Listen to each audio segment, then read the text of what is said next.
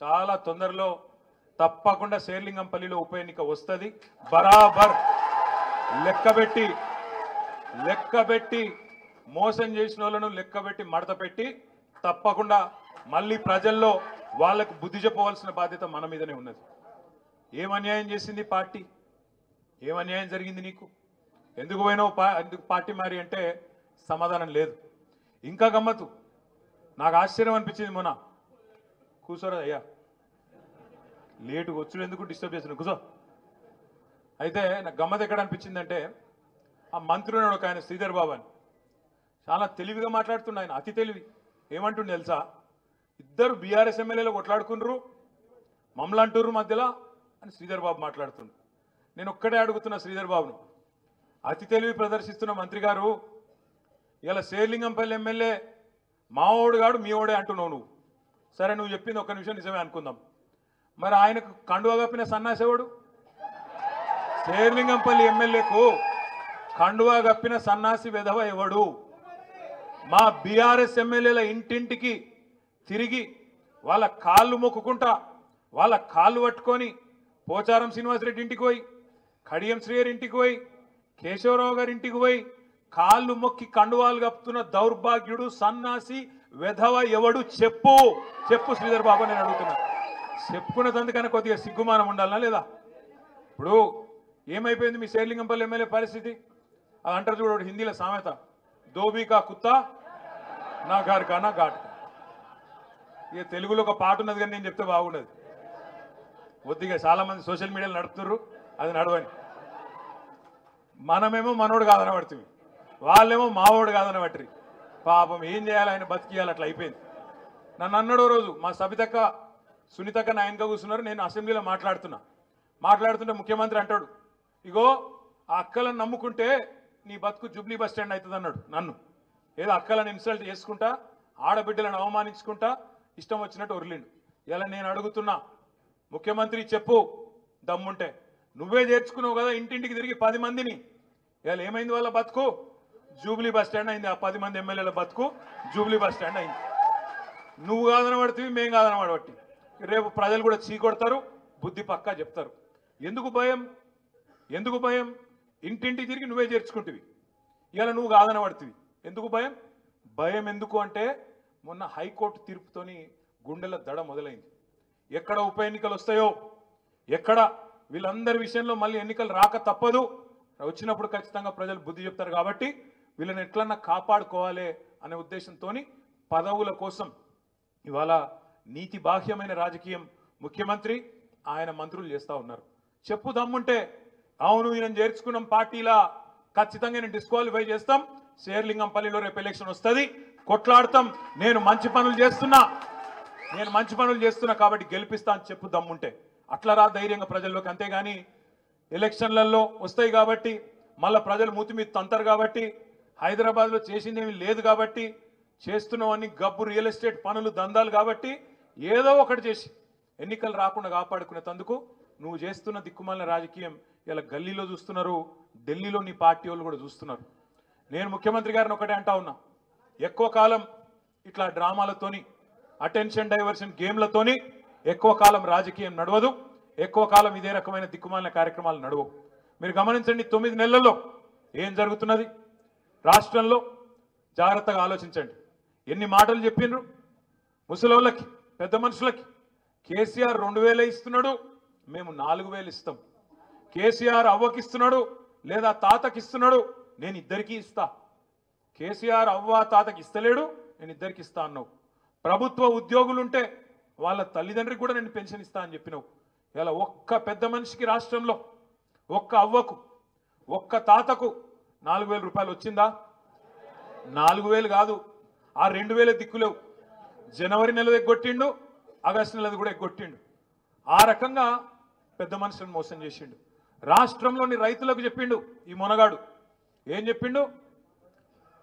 మీరు నాకు ఓటేయండి, నేను గద్దెనెక్కిన మరుక్షణమే సోనియా గాంధీ గారి బర్త్డే డిసెంబర్ 9 నాడు వెంటనే సంతకం పెడతా, 2 లక్షల రుణమాఫీ చేస్తా అని చెప్పిండు.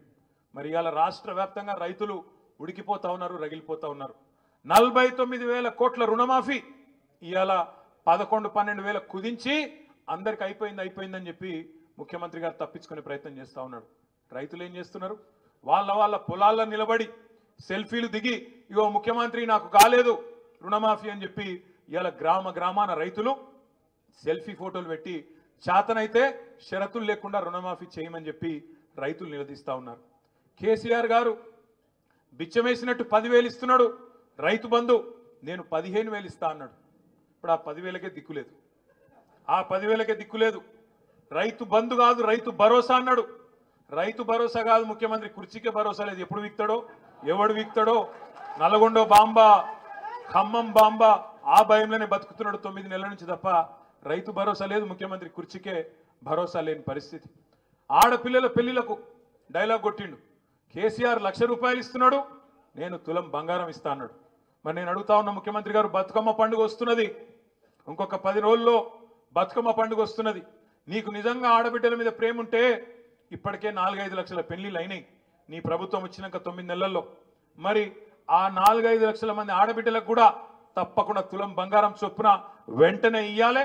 దాంతోపాటు ఈ పథకం కూడా వెంటనే ప్రారంభించాలని చెప్పి కూడా నేను డిమాండ్ చేస్తా ఉన్నా. ఇట్లా ఒక్కటి కాదు, తమ్ముళ్ళకి చెప్పిండు, చెల్లెళ్ళకి చెప్పిండు, చదువుకున్న పిల్లలకి. కేసీఆర్ ఉద్యోగాలు ఇయ్యలే అన్నాడు.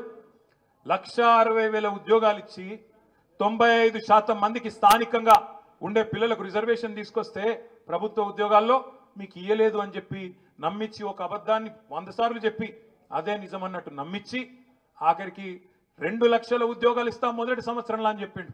2 లక్షల ఉద్యోగాలు, ఒకటి కాదు రెండు కాదు, మొదటి సంవత్సరంలో 2 లక్షల ప్రభుత్వ ఉద్యోగాలు ఇస్తా అన్నాడు. రాహుల్ గాంధీని తెచ్చిండు అశోక్ నగర్. అక్కడ అశోక్ నగర్లో ఛాయ్ తాక్కుంటా రాహుల్ గాంధీ టీ షర్ట్ వేసుకొని జీన్స్ ప్యాంట్ వేసుకొని పిల్లల్లో కలిసిపోయినట్టు యాక్టింగ్ చేసి నేను ఇస్తాను మీకు ఎందుకు 2 లక్షల ఉద్యోగాలు అన్నాడు. 2 ఉద్యోగాలు కూడా ఇవ్వలే ఈ రోజుకు. మనం ఇచ్చిన ఉద్యోగాలకు ఈయన పోయి కాగితాలు ఇచ్చుకుంటా అవి నేను ఇచ్చినా అని చెప్తున్నాడు. చెప్పేదందుకన్నా కొద్దిగా సిగ్గుండాలనా? ఇప్పుడు ఒక ఉద్యోగం ఇవ్వాలంటే ఏం చేయాలి? మొదలు నోటిఫికేషన్ ఇవ్వాలి, తర్వాత పరీక్ష పెట్టాలి, ఆ తర్వాత అవసరమైతే ఇంటర్వ్యూ పెట్టాలి, ఆ తర్వాత లెటర్ ఇవ్వాలి. ముఖ్యమంత్రి కథ ఎట్లుందంటే ఆయన ఉద్యోగాలు ఇచ్చేసినట 30,000 ఇచ్చేసినా 65,000 ఇచ్చేసినా నోటి మాటగా చెప్పేస్తున్నాడు. పెళ్లి కాలే, సంసారం చేయలే, కానీ పిల్లలు పుట్టినాడు. ఇది ఎక్కడ లెక్క? నోటిఫికేషన్ ఇవ్వలే, పరీక్ష పెట్టలే, మరి ఉద్యోగం ఎడికెళ్ళి ఇచ్చినావు అంటే చెప్పాడు, చెప్పవా అంటే చెప్పాడు. అట్లెట్లా అంటే గట్లే దబాయించుడు, ఇష్టం వచ్చినట్టు మాట్లాడు, ఒరులుడు, రోజు తెల్లారేసే కేసీఆర్ను బూతులు తిట్టుడు తప్ప ఈ 9-10 నెలల్లో చేసిన పని మాత్రం ఒక్కటి కూడా లేదు.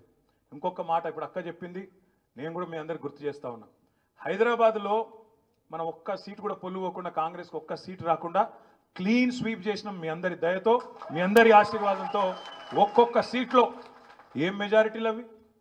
కుత్బుల్లాపూర్లో 85,000, కూకట్పల్లిలో 72,000, అక్క దగ్గర 50,000, మీ శేర్లింగంపల్లి కూడా మొన్న 45,000, మా గోపన్న దగ్గర ఎంత వచ్చింది మొన్న మీ మేయాటి 17,000. అంటే ఒక్కొక్క దగ్గర పెద్ద పెద్ద మెజారిటీలతో మరి రాజశేఖర రెడ్డి అల్వాలో నిలబడితే మన మల్కాజ్గిరిలో అక్కడ 50,000, ఉప్పల్లో 50,000, సుధీర్ అన్నకు అక్కడ 40-50,000, ఇట్లా లెక్కలేని మెజారిటీలు ఇచ్చి హైదరాబాద్లో ఏకపక్షంగా మీరు ఓటేసిండ్రు. ఏం చేసిండు? అందుకే ముఖ్యమంత్రి పగబట్టిండు. హైదరాబాద్ వాళ్ళు నాకు ఓటేయలే, వీళ్ళ సంగతి చెప్పాలని డిసైడ్ అయ్యిండు. అవి ఏం చేస్తున్నాడు? హైదరాబాద్లో ఉండే గరీబోళ్ళు ఎవరైతే మనకు ఓటేసిండ్రో, ఆటో డ్రైవర్లు కావచ్చు, బస్తీలలో ఉండేటోళ్ళు కావచ్చు, వాళ్ళ మీద పగబట్టి ఇలా వాళ్ళు ఎంబడబడ్డాడు. నేను ఒక్క మాట అడుగుతున్నా, దయచేసి ఆలోచన చేయండి. ఈ ముఖ్యమంత్రికి నిజంగానే చిత్తశుద్ధి ఉంటే, నిజాయితీ ఉంటే, వాళ్ళ అన్నగానికి ఒక న్యాయం ఉంటుంది, మరి గల్లీలలో గరీబోళ్ళు ఉండే గల్లీలలో ఉండే పేదవాళ్ళకు ఒక న్యాయం ఉంటుందా? వాళ్ళన్న తిరుపతి రెడ్డి మీ కాన్స్టిట్యున్సీలోనే ఉంటాడు, ఎక్కడ కావురి హిల్సో అదేందో ఆడనో సెటిల్మెంట్ల అడ్డా, అది ఆ సెటిల్మెంట్ల అడ్డా మాదాపూర్లో ఉంటాడు. ఆడ ఉండి సెటిల్మెంట్ల అడ్డా నేను చెప్పలే, మీకు పోయిన మీ ఎమ్మెల్యేనే చెప్పిండు నాకు. ఆ కథ కూడా చెప్తా ఒక్క నిమిషం. అయితే ఆ దుర్గం చెరువు FTL పరిధిలో తిరుపతి రెడ్డి ఇల్లు కూడా ఉన్నది. తిరుపతి రెడ్డికేమో ఆయన ఇల్లు ముట్టుకోవాలంటే ఆ చుట్టూ పోలీసు వాళ్ళు రక్షణ, ఆయనకు మొత్తం అంగరక్షణ, చుట్టూ మంది, బల్గం, అర్ధబలం, అంగబలం అన్నీ ఉన్నాయి. తిరుపతి రెడ్డి ముట్టాలంటే మన అధికారి ఉంటాడా? ఊసిపోతాడు కదా. అందుకే తిరుపతి రెడ్డి ముట్టరు. ఏం చేస్తారు తిరుపతి రెడ్డికి? అన్నా నీకు నోటీస్ ఇస్తున్నా, నీ దగ్గరికి కూడా రాను, ఇవ్వకపోతే వాళ్ళు తిడుతురు టీఆర్ఎస్ వాళ్ళు. కాబట్టి నీకు నోటీస్ ఇస్తా, నువ్వు కోర్టుకు పో, నువ్వు పోయి తెచ్చుకో, ఏదో ఒకటి కింద మీద పడి ఒక ఆయుధం తెచ్చుకో, దాన్ని పెట్టుకొని నేను ముట్టా అని చెప్తారు. అదే గరీబ్ గాడు ఉన్నాడు అనుకో, తెల్లారి 3 గంటలకు బుల్డోజర్లు వస్తాయి ఇంటికి. పిల్లగాళ్ళకి వెళ్ళి మేము పుస్తకాలు తీసుకుంటాం సార్, మేము బడికోవాలంటే దయ ఉండదు. ఆడోళ్ళు మేమరే అన్నం ఉడకబెట్టిన మరి అయ్యా పక్క తీసుకుంటాం, బియ్యం పక్కకు తీసుకుంటామంటే దయ ఉండదు.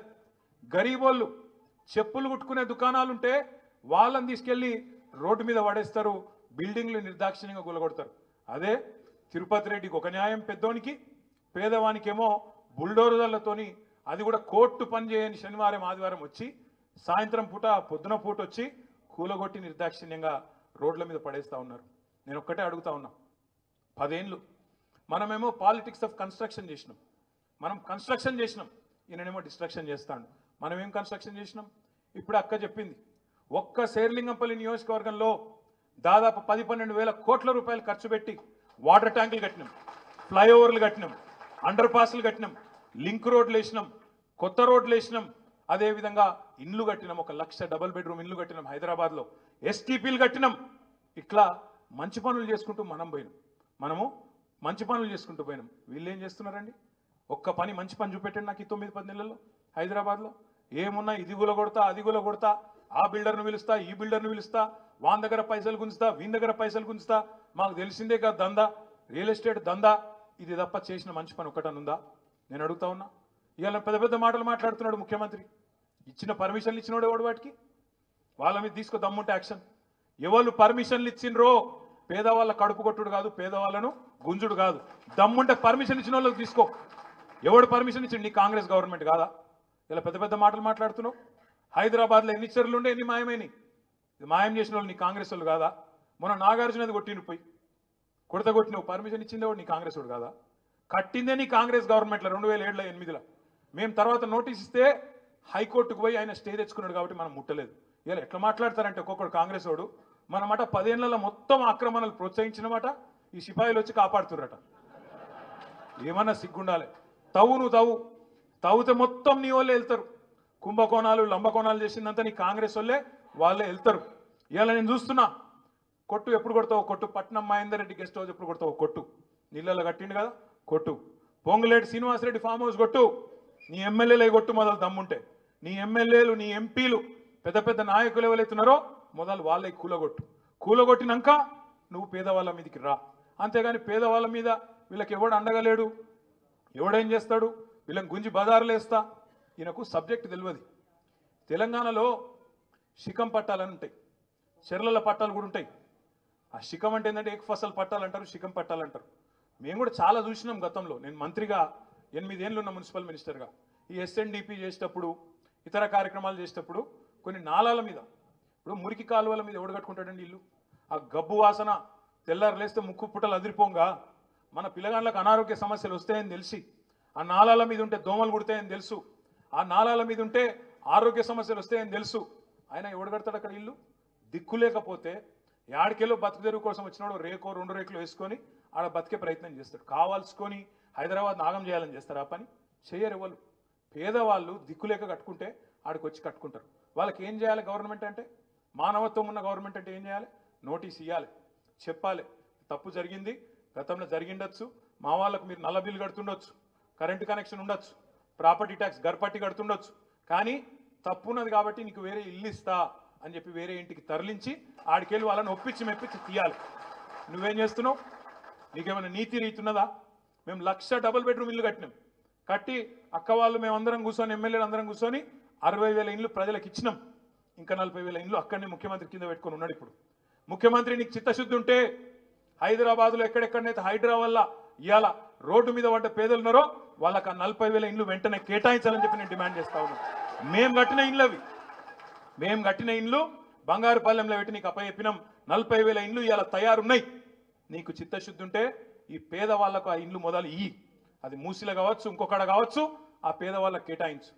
వాళ్ళకు చట్టం ఫాలోగా. హైడ్రాకు చట్టం లేదు. మరి హైడ్రాకు చట్టం లేకపోతే చుట్టాలని ఎందుకు ఇచ్చిపెడుతుంది హైడ్రా? అనుముల తిరుపతి రెడ్డికి ఒక నీతి, అనుముల ఇంకా మిగతా బ్రదర్స్కి ఒక నీతి, మిగతా పేదవాళ్ళకు ఒక నీతి ఉంటుందా? ఇదేనా పద్ధతి? అందరికి ఒకటే ఉండాలి కదా చట్టం అంటే. కొంతమందికి చుట్టం ఎట్లయితే చట్టం. అందుకే నేను అడుగుతా ఉన్నా, హైదరాబాదితుల విషయంలో కూడా తప్పకుండా బీఆర్ఎస్ పార్టీ మా నగర శాసనసభ్యులతో ఒక సమావేశం పెట్టుకుంటాం. ఏ రకమైన నీతి అవలంబించాలి, ఏ రకంగా పేదవాళ్ళకు అండగా ఉండాలనే దాని మీద పెద్దలు కేసీఆర్ గారి డైరెక్షన్ కూడా తీసుకొని మీకు అండగా నిలబడే ప్రయత్నం సంపూర్ణంగా చేస్తామనే మాట కూడా హైదరాబాద్లోని పేదలందరికీ నేను విజ్ఞప్తి చేస్తా ఉన్నా. శాతనైతే ముఖ్యమంత్రి గారు మాకంటే ఎక్కువ పని చేయి, హైదరాబాద్లో మాకంటే ఎక్కువ ఫ్లైఓవర్లు కట్టు, మాకంటే ఎక్కువ మెట్రో కట్టు. మేము 69 కిలోమీటర్లు కట్టినాం, నీకు చేతనైతే ఒక 150 కిలోమీటర్లు కట్టి చూపెట్టు. చేతనైతే మేము 1,00,000 డబుల్ బెడ్రూమ్ ఇల్లు కట్టినాం, నువ్వు 4 లక్షలు కట్టు, మేము వద్దంటలేం. మంచి పని చేయి, కానీ ఈ రకంగా విధ్వంసం చేసి ప్రజలను బెదిరిస్తా, నాకు ఓటేయలేదు కాబట్టి పగబడతా అంటే మాత్రం కుదరదు. బీఆర్ఎస్ పార్టీ చూసుకుంటూ ఊరుకోదు. మనం ఎన్ని పనులు చేసినామో ప్రజల ముందున్నాయి కాబట్టే మనం వాళ్ళకి గెలిచొచ్చినాం. ఆయన అంటాడు కేసీఆర్ ఆనవాళ్ళు దుడిచేస్తా అంటాడు. చూడండి, చుట్టూ చూడండి, హైదరాబాద్లో ఎక్కడైనా సరే ఒక సెక్రటేరియట్ పోతే కేసీఆర్ గుర్తొస్తాడు గణేష్ నిమజ్జనం రోజు. అక్కడ అమరజ్యోతి చూస్తే కేసీఆర్ గుర్తొస్తాడు. పక్కకు పోయి డాక్టర్ బాబాసాహెబ్ అంబేద్కర్ 125 అడుగుల విగ్రహం చూస్తే కేసీఆర్ గుర్తొస్తాడు. పక్కన పోలీస్ కమాండ్ కంట్రోల్ సెంటర్కు పోతే కేసీఆర్ గుర్తొస్తాడు. హైదరాబాద్లో కట్టిన 36 ఫ్లైఓవర్లు, మీ దుర్గం చెరువు కేబుల్ బ్రిడ్జ్తో సహా ఎక్కడికి పోయినా కేసీఆర్ గుర్తురాని సందర్భం ఉండదు అనే మాటను ముఖ్యమంత్రి చెప్తున్నా. కేసీఆర్ ఆనవాళ్ళు లేకుండా చేయాలంటే బాబు చిట్టినాయుడు, కేసీఆర్ ఆనవాళ్ళు లేకుండా చేయాలంటే తెలంగాణ లేనినాడే కేసీఆర్ అనేట ఆయన మర్చిపోతారు. తెలంగాణ ఉన్నంత కాలం చిట్టినాయుడు గారు ఎంత ప్రయత్నం చేసినా కేసీఆర్ గారిని మరిపించే సత్తా మాత్రం ఉండదు. నేను చిట్టినాయుడు కథ ఎందుకు చెప్తున్నా అంటే నాకు ఎవరో కాదు, మీ ఎమ్మెల్యేనే చెప్పిండు. రోజు ఒక కథ చెప్తా మీకు. ఒకరోజు ఆదిలాబాద్కి సంబంధించి మన నాయకురాలు, ఒక సీనియర్ నాయకురాలు నాకు ఒక 4-5 నెలల కింద నా దగ్గరికి వచ్చింది. ఆమె వచ్చి, అన్న జర మీరు అర్జెంటుగా శేర్లింగంపల్లి ఎమ్మెల్యేకి ఒక ఫోన్ చేయాలి అన్నది. ఎందుకమ్మా అన్న, మావాడు అయ్యప్ప సొసైటీలో ఒక బిల్డింగ్ కడుతున్నానా, ఆడ ఈ జిహెచ్ఎంసీలో చాపుతురట, ఎమ్మెల్యే చెప్తే ఇంటరట, జర ఒక ఫోన్ చేయన్నా అని వచ్చింది. నేను ఫోన్ చేసిన, అప్పుడు ఎమ్మెల్యే మన పార్టీలోనే ఉండే. ఫోన్ చేస్తే ఆయన ఏం చెప్పిండు ఎరికైనా, సార్ జిహెచ్ఎంసీలు కాదు, పాడు కాదు, అదంతా ఇక్కడ తిరుపతి రెడ్డి ట్యాక్స్ నడుస్తుంది సార్ అయ్యప్ప సొసైటీలో. ఒక్కొక్క స్లాబ్కు అక్కడ 500 గజాల లోపల అయితే 10 లక్షలు ఇవ్వాలి, 500 గజాల పైన 1000 గజాల లోపల ఉంటేనేమో 18 లక్షలు ఇవ్వాలి సార్. ఇది తిరుపతి రెడ్డి ట్యాక్స్. జిహెచ్ఎంసీ వాళ్ళు స్వయంగా చెప్తున్నారు, అక్కడ ఎవరైనా పోతే తిరుపతి రెడ్డి కాడికి ఓన్రి, ఆడికి వెళ్ళి ఫోన్ వస్తే మేము ఊకుంటాము, లేకపోతే కూలగొడతామని చెప్తున్నారు సార్. ఇది మీ ఎమ్మెల్యేనే చెప్పిండు, నాకు ఎవడో కాదు. చెప్తే నిజమా అని నేనన్నా. అవును సార్, నిజం సార్, మాదాపూర్లో ఆఫీస్ ఉన్నది, ఆయన్నే నడిపిస్తున్నాడు, మీకు కావాలంటే మాదాపూర్ ఆఫీస్ కాడికి, తిరుపతి రెడ్డి ఆఫీస్ కాడికి పోతే రోజుకో 200 మంది కనబడతారు సార్ అన్నాడు. నేను అడిగిన, వాడు ఏమైనా ఎమ్మెల్యేనా, ఎంపీ, మంత్రి, వానింటికాడ ఎందుకుంటారా అని నేనన్నా. ఇక అట్లా నడుస్తుంది సార్, ఏం చేయాలి, మొత్తం చిట్టినాయుడు వాళ్ళ 7 అన్నదమ్ములదే రాజ్యం నడుస్తుంది మొత్తం అని మీ ఎమ్మెల్యేనే చెప్పిండు. అనగనగా ఓ చిట్టినాయుడు గారు, ఆ చిట్టినాయుడు గారికి 7 అన్నదమ్ములు, ఇక తలా దిక్కు అంచుకున్నారు. ఇప్పుడు తిరుపతి రెడ్డి అయ్యప్ప సొసైటీ మీద పడ్డాడు, కొండల రెడ్డి కొండల మీద పడ్డాడు, జగదీష్ రెడ్డికి సడన్గా 1000 కోట్లు వచ్చినాయి, ఆయన 1000 కోట్ల పెట్టుబడి పెడతారట తెలంగాణలో. ఇంకో బామ్మరిదికి 1337 కోట్ల కాంట్రాక్ట్ నిన్న ముఖ్యమంత్రి గారు ఆయన డిపార్ట్మెంట్లోనే ఇచ్చిండు. ఇక మొత్తం ఎక్కడికక్కడ స్వైర విహారం చేస్తూ ఉన్నారు. ఇక్కడికి వచ్చిన మా అన్నదమ్ములు నేను అడుగుతా ఉన్నా, రంగారెడ్డి జిల్లా బిడ్డలు కానీ, మేడ్చల్ బిడ్డలు కానీ నేను అడుగుతా ఉన్నా, ఇలా హైదరాబాద్లో రియల్ ఎస్టేట్ ఎట్లుంది, డమాల్ అయిందా? తెలుసు రంగారెడ్డి జిల్లా వాళ్ళకి, మేడ్చల్ జిల్లా వాళ్ళకి, హైదరాబాద్ చుట్టూనే జిల్లాల వాళ్ళకి తెలుసు.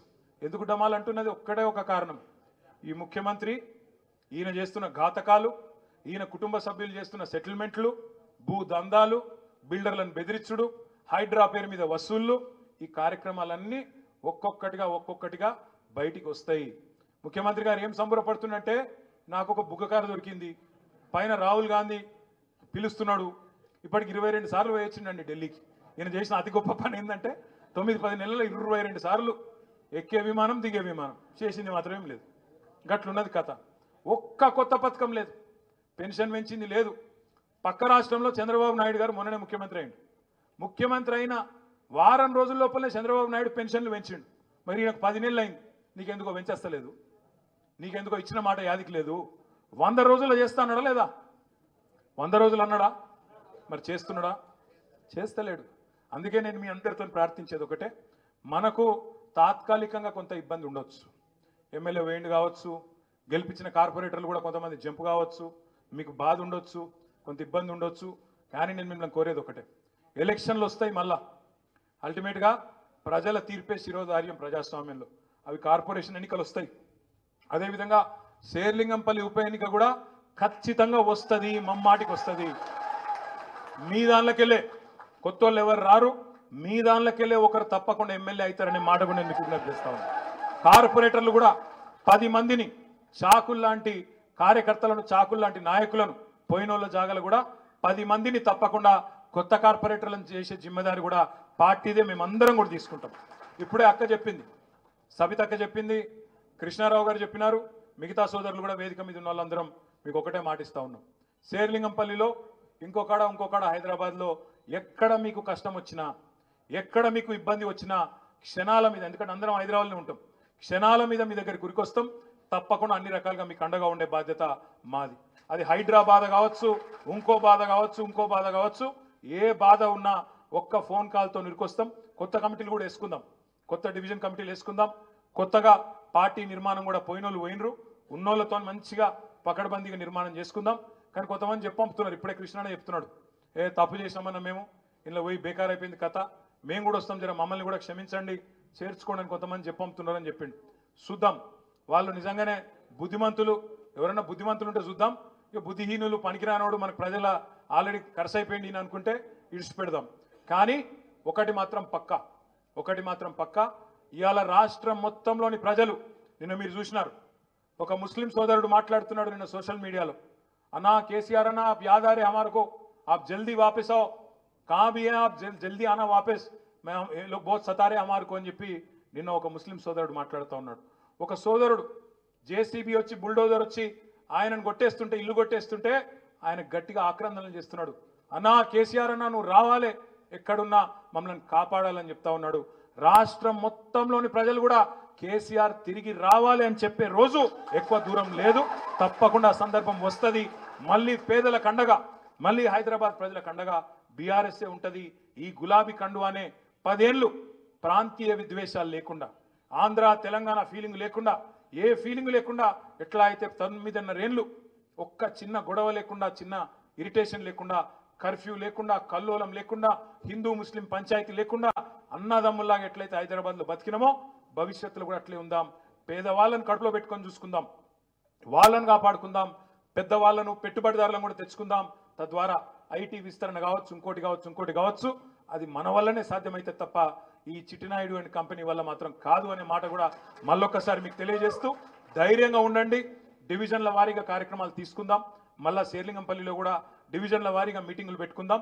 మీ అందరికీ ఇప్పుడు కృష్ణారావు గారు, సబితక్క భోజనం కూడా ఏర్పాటు చేసినారు. తప్పకుండా అందరూ భోజనం చేయండి. తర్వాత నేను ఇక్కడే ఉంటా, ఎక్కడ పోను. మంచిగా డివిజన్ల వారీగా అందరం ఫోటోలు దిగుదాం, మాట్లాడుకుందాం. ఎవరు ఎక్కడ పోయేది లేదనే విషయం కూడా రాగా ఎందుకు చెప్పినా అంటే, ఇక్కడికి వెళ్ళి కొంతమంది ఇప్పుడు నాకు ధన్మని దుంకుతారు, నాకు తెలుసు, అందుకే చెప్పిన. అందుకే ఆ అర్రలు ఉంటాడా, మీరు మంచిగా భోజనం చేసి రండి. ఆడనే ఒకరి తర్వాత ఒకరు 2 గంటలైనా సరే ఇక్కడనే ఉంటా, రండి, కలుసుకొని మాట్లాడుకుందాం. జై తెలంగాణ.